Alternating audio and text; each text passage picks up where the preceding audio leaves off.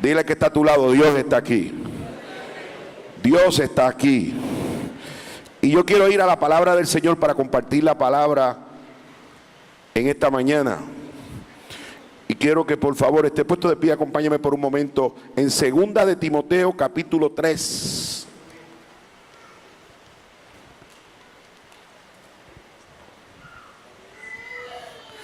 Segunda de Timoteo capítulo 3, y mientras usted lo busca, le agradezco al pastor Quirino su apoyo, al liderazgo de la Iglesia de Dios.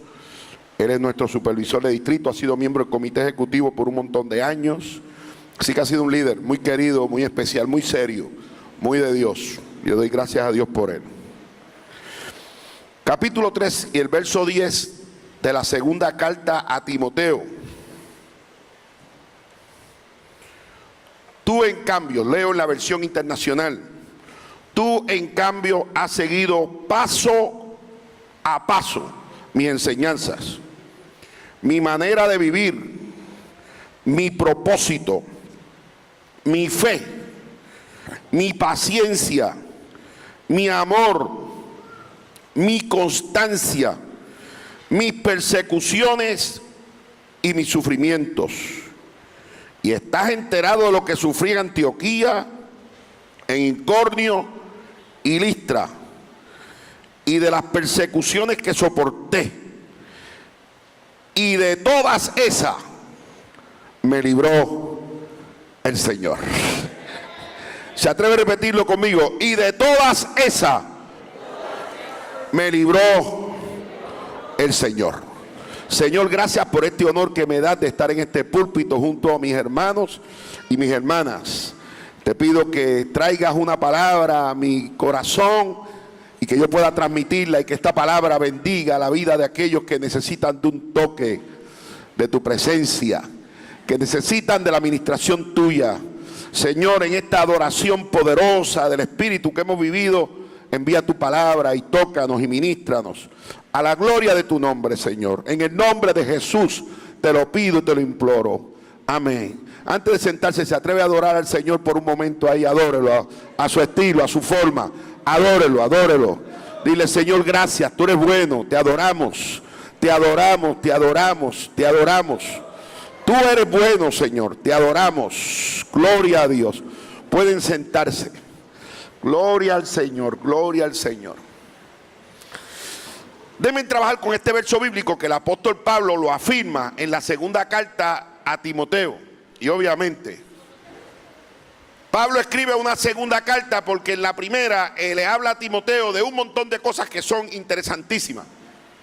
Aquellos estudiantes de la Biblia que han podido leer la primera carta a Timoteo saben que es una carta de logros, de victoria, de elogios, de conquista.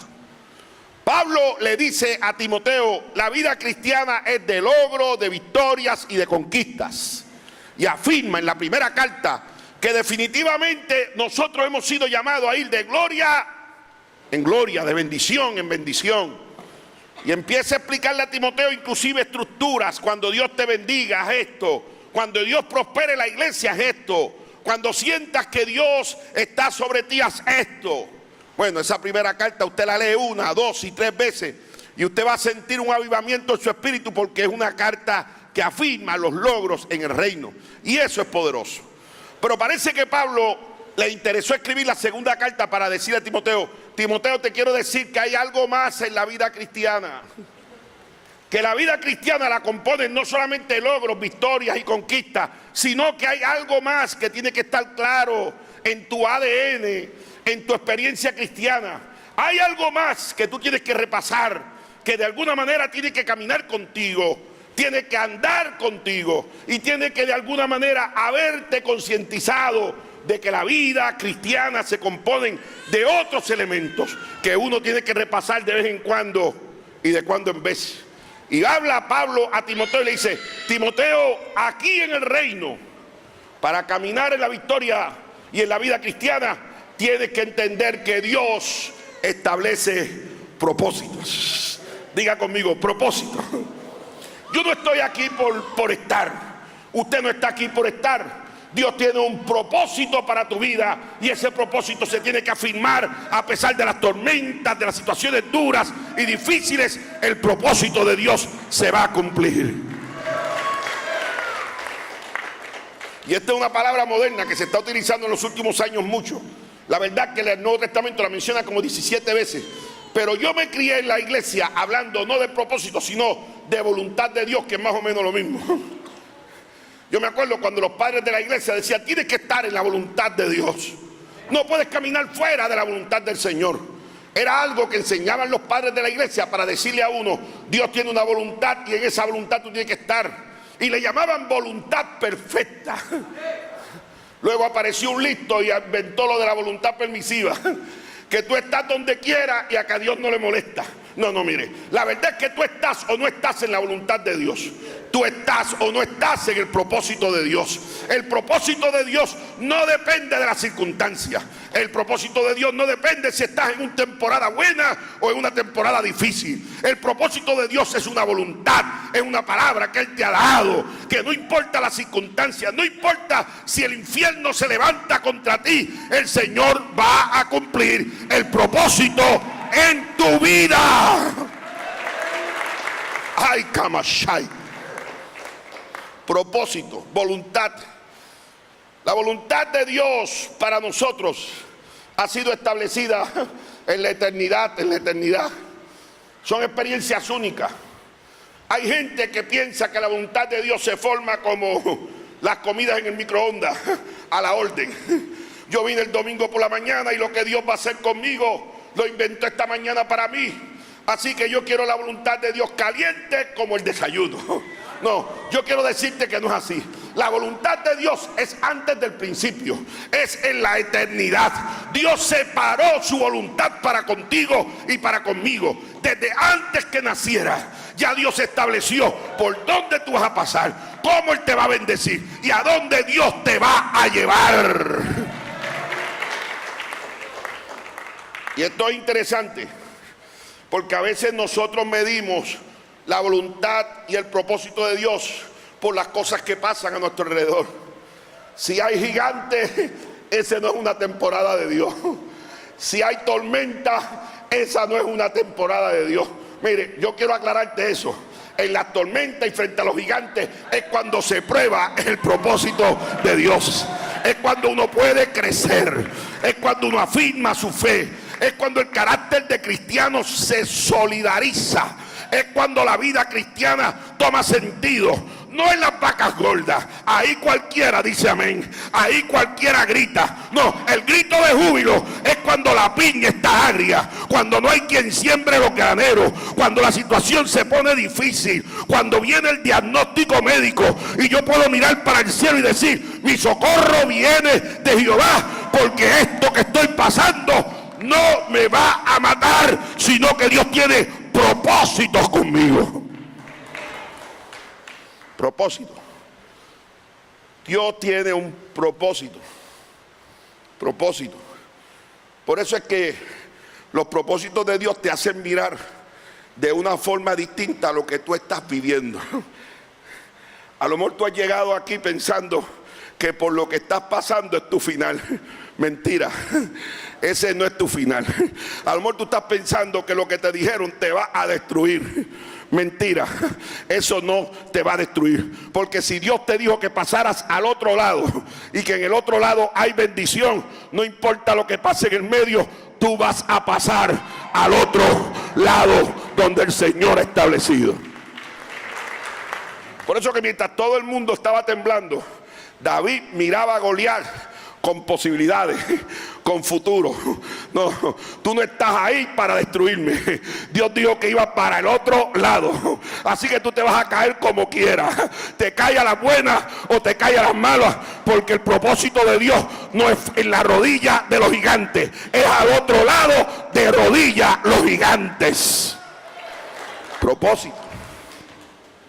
Así que Pablo le dice a Timoteo: Timoteo, para vivir la vida cristiana, tú tienes que entender tu propósito. ¿Qué es lo que Dios quiere hacer contigo? ¿Qué es lo que Dios va a hacer contigo? Mire, hay gente dentro de la iglesia que conoce el propósito de Dios del hermano, pero el de él no lo conoce. Son los famosos consejeros. Dios quiere que tú hagas esto, pero cuando uno le pregunta a ellos, ellos no saben lo que Dios quiere para ellos. No, hay que afirmar el propósito.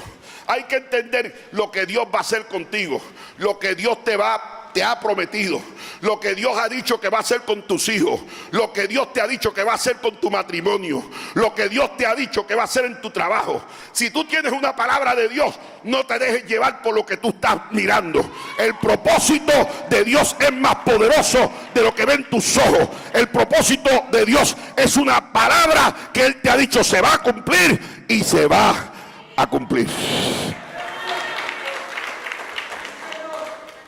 Propósito. Y Pablo le dice a Timoteo, no solamente tienes que aclarar tu propósito, sino que tienes que entender lo que es fe, porque eso es poderoso. Déjenme decirle que vivimos en el siglo de la competencia de la fe. A veces yo siento que la fe está en chopper, al estilo Walmart. Ofrecen mucha fe por poco. No, y esa no es la fe bíblica. La verdad que esa no es la fe bíblica. La fe bíblica es del tamaño del grano de una mostaza. En la iglesia no hay que tener cantidades de fe. Lo que hay que tener es un poquito pero buena. Es un poquito pero resistente. Es un poquito pero que el fuego no la pueda quemar. Es un poquito pero que pueda entender las circunstancias a nuestro alrededor. Fe buena. Toca el que está a tu lado y dice, ¿tu fe cómo es buena? O hazlo disimuladamente. Porque Pablo le estaba tratando de decir a Timoteo, la fe es importante en la vida cristiana. Pero déjeme decirle, si usted ha pasado por estos momentos, porque yo he pasado, los momentos cuando hay crisis de fe. Si no me diga que usted no conoce eso. Cuando usted está viviendo una experiencia que no le huelen ni las azucenas. Los coritos no le funcionan. Los himnos de adoración los canta pero sin sentido. Levantar las manos parece que está levantando pesas. El grito le sale ronquido. Se le va las ganas inclusive de visitar la iglesia, porque está viviendo una crisis de fe. Yo pensaba que esto era de nosotros, pero a Juan el Bautista, el hombre que bautizó a Jesús, que el Espíritu Santo descendió como paloma, cayó en una crisis de fe cuando lo arrestaron y lo metieron preso. ¿Sabe lo que dice la Biblia? Que estando en la cárcel llamó a sus discípulos y le dijo, vayan y pregúntenle a Jesús si es Él o esperamos a otro. Increíble. Juan el Bautista preguntando si era Jesús o esperamos a otro. Ve que hay crisis de fe cuando usted no sabe si el Dios tuyo tiene poder para solucionar lo que tú estás viviendo. Si la crisis que están viviendo tus hijos, el Dios que tú le sirves tiene la autoridad para hacerlo, porque pasa tanto tiempo y tú piensas que el Dios nuestro se durmió. Eso es crisis.